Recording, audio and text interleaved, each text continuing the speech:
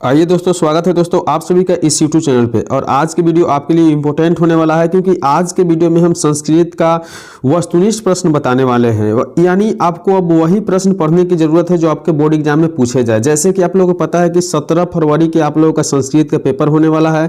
जितने भी बिहार बोर्ड के विद्यार्थी है जो मैट्रिक का एग्जाम देने वाले हैं 2024 में, तो बिल्कुल इस वीडियो को देखने के लिए तैयार हो जाइए, क्योंकि यह वीडियो में जो है आपको 1 से 100 वस्तुनिष्ठ प्रश्न बताया जाएगा, जिनका सही सही उत्तर आपको भी देना है और बाद में हम भी आपको बताएंगे, ठीक है। क्योंकि इसमें देखिए आप लोगों का जो भी तैयारी है उसके प्रैक्टिस के लिए भी यह वीडियो बनाया गया है। सब कोई को पता होता है कि निर्देश ए में जो होता है, आपको सेक्शन ए में आपको 100 वस्तुनिष्ठ प्रश्न आता है, जिनमें से आपको 50 वस्तुनिष्ठ प्रश्नों को OMR शीट में सही सही भरना होता है। देखिए, यदि आपकी तैयारी सही है तो बिल्कुल आप अच्छे अंक प्राप्त कर सकते हैं बोर्ड एग्जाम में। तो यदि आप चाहते हैं कि अच्छे अंक लाए बोर्ड परीक्षा में, तो बिल्कुल इस वीडियो को शुरू से अंत तक देख लीजिएगा, क्योंकि यह वीडियो जो है आप लोगों को 50 अंक दिला देगा ऑब्जेक्टिव में। तो चलिए, आप लोग से एक रिक्वेस्ट है कि यदि इस यूट्यूब चैनल पर पहली बार आए हैं तो सब्सक्राइब करके बेल आइकन को जरूर प्रेस कर लीजिएगा।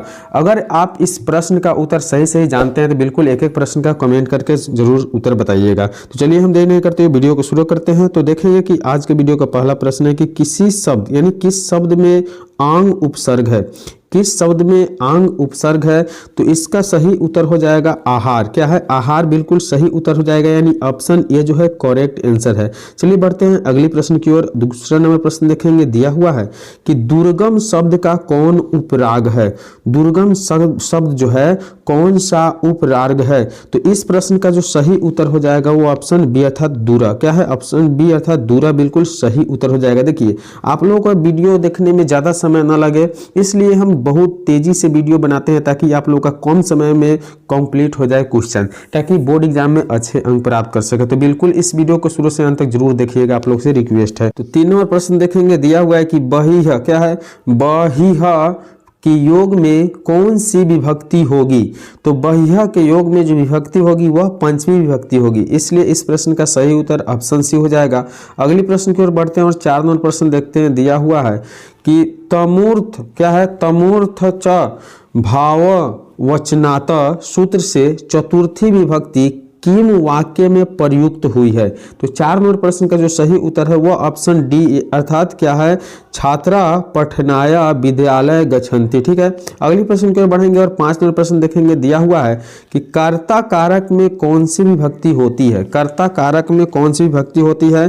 तो ऑप्शन इसका सही जो हो जाएगा 5 का वह ए यानी प्रथमा। क्या है? प्रथमा, यानी ऑप्शन ए बिल्कुल सही उत्तर है।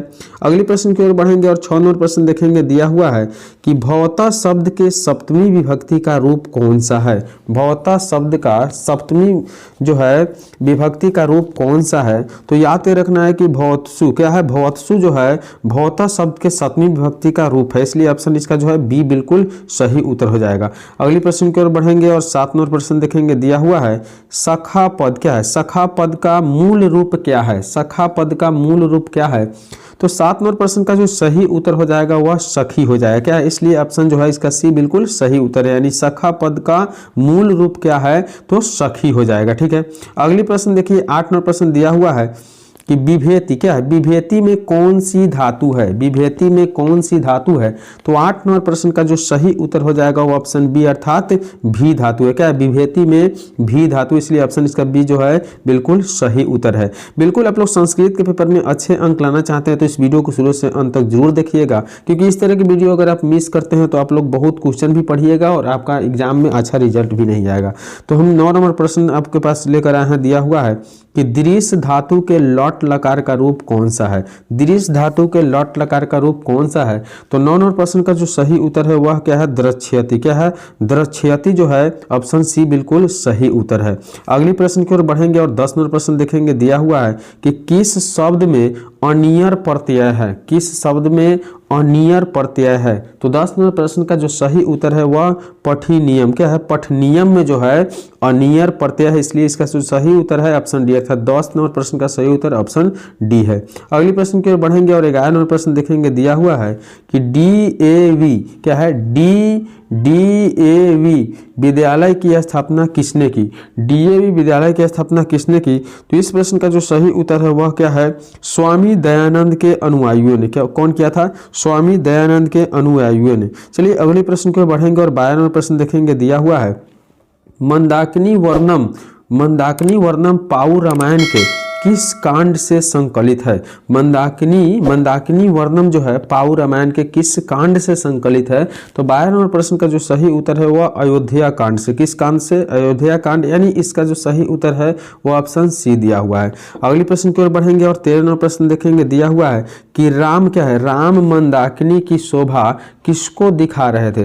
राम जो है मंदाकिनी की शोभा किसको दिखा रहे थे? तो 13 नंबर प्रश्न का जो सही उत्तर हो जाएगा वह ऑप्शन डी अर्थात सीता को दिखा रहे थे। किनको दिखा रहे थे? सीता को दिखा रहे थे। चलिए अगली प्रश्न की ओर बढ़ेंगे और 14 नंबर प्रश्न देखेंगे। देखिए एक एक प्रश्न जो है इस वीडियो में जो भी बताया जा रहा है बिल्कुल सही प्रश्न है और अच्छे प्रश्न है आपके बोर्ड एग्जाम के लिए, तो वीडियो को शुरू से अंत तक जरूर देखिएगा। दिया हुआ है 14 नंबर प्रश्न में कि पथिक स्नान करने कहाँ गन, यानी पथिक जो है स्नान करने कहाँ गए थे? तो याद के रखना है कि ऑप्शन ए सही है, यानी तालाब में गए थे। कहाँ गए थे? तो तालाब में गए थे, इसलिए ऑप्शन इसका ए जो है बिल्कुल सही उत्तर है। अगली प्रश्न देखेंगे 15 नंबर प्रश्न दिया हुआ है कि दान किसको देना चाहिए? दान किसको देना चाहिए? तो इस प्रश्न का जो सही उत्तर है वह दान दरिद्र को देना चाहिए। किनको देना चाहिए? दरिद्र को। तो 15 नंबर प्रश्न का जो सही उत्तर है वो ऑप्शन बी है। अगली प्रश्न की ओर बढ़ेंगे, 16 नंबर प्रश्न देखेंगे। दिया हुआ है कि सुंदर जुड़ तल से कौन सा शब्द बनेगा? सुंदर जुड़ तल से कौन सा शब्द बनेगा? तो 16 नंबर प्रश्न का सही उत्तर ऑप्शन सी अर्थात सुंदरता। क्या होगा? सुंदरता इसका सही उत्तर हो जाएगा, इसलिए ऑप्शन सी बिल्कुल करेक्ट आंसर है। अगले प्रश्न की ओर बढ़ेंगे और 17 नंबर प्रश्न देखेंगे। दिया हुआ है कि क्रीडत किस लकार का रूप है? क्रीडत जो है किस लकार का रूप है? तो 17 नंबर प्रश्न का जो सही उत्तर है ऑप्शन डी अर्थात लोट लकार का रूप है। क्या है? ऑप्शन डी बिल्कुल याद रखिएगा, लोट लकार का रूप है। अगली प्रश्न यानी 18 नंबर प्रश्न देखेंगे। दिया हुआ है कि हरिण और डीप से कौन सा शब्द बनेगा? हरिण जो डीप से कौन सी शब्द बनेगा? तो इस प्रश्न का जो सही उत्तर है वह याद करके रखना है हरिणी शब्द। कौन सा शब्द? हरिणी, यानी ऑप्शन बी जो है बिल्कुल सही उत्तर है। अगली प्रश्न की ओर बढ़ेंगे और 19 नंबर प्रश्न देखेंगे। इससे पहले एक छोटा सा रिक्वेस्ट है कि यदि अभी तक आप वीडियो को लाइक नहीं किए तो बिल्कुल लाइक कर दीजिएगा, चैनल पे पहली बार आए हैं तो बिल्कुल सब्सक्राइब कर लीजिएगा। अगली प्रश्न यानी 19 नंबर प्रश्न दिया हुआ है कि क्या है? गुरु तरह। क्या है? गुरु तरह शब्द किससे बनेगा? गुरु तरह शब्द जो है किससे बनेगा? तो 19 नंबर प्रश्न का जो सही उत्तर है ऑप्शन डी था, तो गुरु जोड़ तरफ से। किससे? गुरु जोड़ तरफ से जो है गुरु तरह शब्द बनेगा।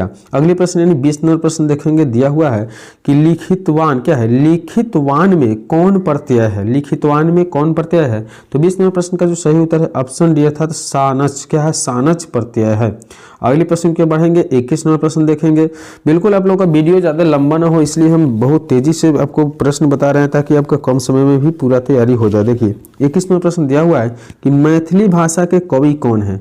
मैथिली भाषा के कवि कौन है? तो इस प्रश्न का जो सही उत्तर है वह विद्यापति। क्या है? विद्यापति जो है मैथिली भाषा के कवि है, इसलिए 21 नंबर प्रश्न का जो ऑप्शन बी है बिल्कुल सही उत्तर हो जाएगा। अगली प्रश्न यानी 22 नंबर प्रश्न देखेंगे। दिया हुआ है कि आलस। क्या है? आलसशाला में आग कब लगाई गई? आलसशाला में आग कब लगाई गई? तो याद रखना है कि जब सब सो रहे थे। क्या है? जब सब सो रहे थे तब आग लगाया गया था, इसलिए इस प्रश्न का सही उत्तर जो हो जाएगा ऑप्शन सी हो जाएगा। अगली प्रश्न 23 नंबर प्रश्न देखेंगे। दिया हुआ है कि लौकिक। क्या है? लौकिक संस्कृत साहित्य में लगभग कितनी कवियत्रियों के पक्ष मिलते हैं? यानी लौकिक संस्कृत साहित्य में लगभग कितनी कवियत्रियों के पक्ष मिलते हैं? तो 23 नंबर प्रश्न का जो सही उत्तर है ऑप्शन डी अर्थात 40। कितने हैं?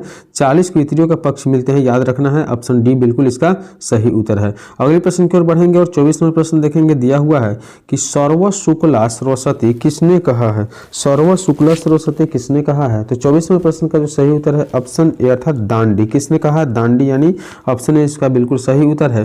अगली प्रश्न यानी 25 नंबर प्रश्न देखेंगे। दिया हुआ है कि जगत जोड़ गौरवम। क्या है?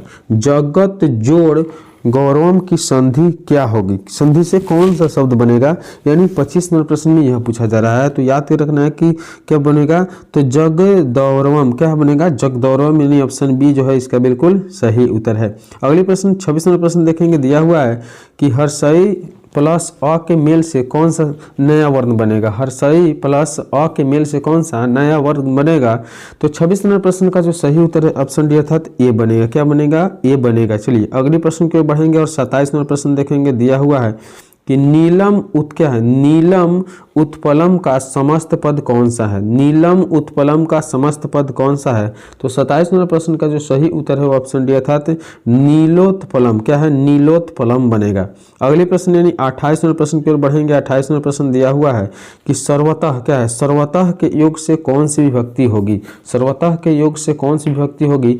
तो 28 नंबर प्रश्न का जो सही उत्तर है ऑप्शन ए अर्थात द्वितीय। कैसा विभक्ति, द्वितीय विभक्ति, यानी ऑप्शन ए बिल्कुल सही उत्तर है। अगले प्रश्न की ओर बढ़ेंगे और 29 नंबर प्रश्न देखेंगे। दिया हुआ है कि सह क्या है, सह पद का मूल रूप क्या है, सह पद का मूल रूप क्या है। तो 29 नंबर प्रश्न का जो सही उत्तर हो जाएगा वह याद रखना है ऑप्शन बी अर्थात तत्। क्या है, सह शब्द से जो है तत् शब्द बनेगा।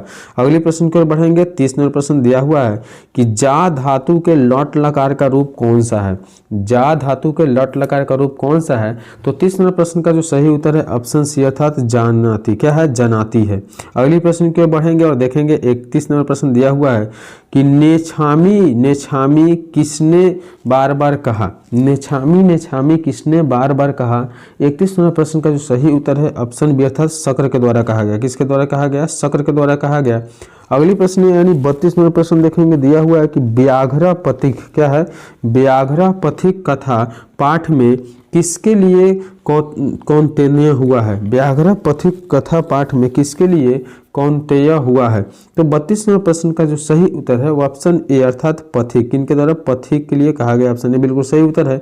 अगले प्रश्न की ओर बढ़ेंगे और 33 नंबर प्रश्न देखेंगे। दिया हुआ है कि नीति श्लोका पाठ महाभारत के किस पर्व से संकलित है, नीति श्लोका पाठ जो है महाभारत के किस पर्व से संकलित है। तो 33 नंबर प्रश्न का जो सही उत्तर है वो ऑप्शन बी अर्थात उद्योग पर्व से। कौन सा पर्व से, उद्योग पर्व। अगले प्रश्न की ओर बढ़ेंगे और 34 नंबर प्रश्न देखेंगे। दिया हुआ है कि अह क्या है, अह महापंके पतितोषीय किसने कहा। तो इस प्रश्न का जो सही उत्तर है वह है ऑप्शन ए अर्थात बाघ। किसने कहा था, बाघ ने कहा था। अगले प्रश्न यानी 35 नंबर प्रश्न देखेंगे। दिया हुआ है कि मंदाकिनी वर्णम पाठ के कवि कौन है, मंदाकिनी वर्णम पाठ के कवि कौन है। तो 35 नंबर प्रश्न का जो सही उत्तर है ऑप्शन बी अर्थात वाल्मीकि है। कौन है, वाल्मीकि है। अगले प्रश्न की ओर बढ़ेंगे और 36 नंबर प्रश्न देखेंगे। दिया हुआ है कि स्वामी दयानंद का परिवार किसका उपासक था, स्वामी दयानंद का परिवार किसका उपासक था। तो 36 नंबर प्रश्न का जो सही उत्तर है ऑप्शन सी अर्थात शिव का उपासक था। किनका, शिव का उपासक था। अगले प्रश्न की ओर बढ़ेंगे और 37 नंबर प्रश्न देखेंगे। दिया हुआ है कि राम प्रवेश राम उच्च विद्यालय में कौन सा स्थान प्राप्त किया, राम प्रवेश राम उच्च विद्यालय में कौन सा स्थान प्राप्त किया था। तो 37वें प्रश्न का जो सही उत्तर है वो ऑप्शन डी अर्थात पहला स्थान प्राप्त किया था। अगली प्रश्न यानी 38वां प्रश्न देखेंगे। दिया हुआ है कि आचार का हनन किससे होता है, आचार का हनन किससे होता है। तो 38वें प्रश्न का जो सही उत्तर है वह है ऑप्शन ए अर्थात अलक्षण से। किससे होता है, अलक्षण से होता है। अगले प्रश्न की ओर बढ़ेंगे। 39वां प्रश्न देखेंगे। दिया हुआ है कि भारतीय संस्कृति की अद्वितीय विशेषता क्या है, भारतीय संस्कृति की अद्वितीय विशेषता क्या है। तो 39वें प्रश्न का जो सही उत्तर है वह याद करके रख लेना है ऑप्शन ए अर्थात संस्कार। चलिए अगले प्रश्न की ओर बढ़ते हैं और 40वां प्रश्न देखते हैं। दिया हुआ है कि भवंती क्या है, भवंती पुरुष श्रुतवात, भवंती पुरुष श्रुतवात, इसके बीच में क्या भरा जाएगा। तो 40वें प्रश्न का जो सही उत्तर है भूया। क्या भरा जाएगा, भूया भरा जाएगा। तो इसी के साथ 1 से 40 प्रश्न इस वीडियो में बता दिया गया। वीडियो यदि अच्छा लगा हो तो एक लाइक करके, चैनल पर पहली बार है तो सब्सक्राइब कर दीजिएगा। चलिए मिलेंगे अगले वीडियो में, तब तक के लिए।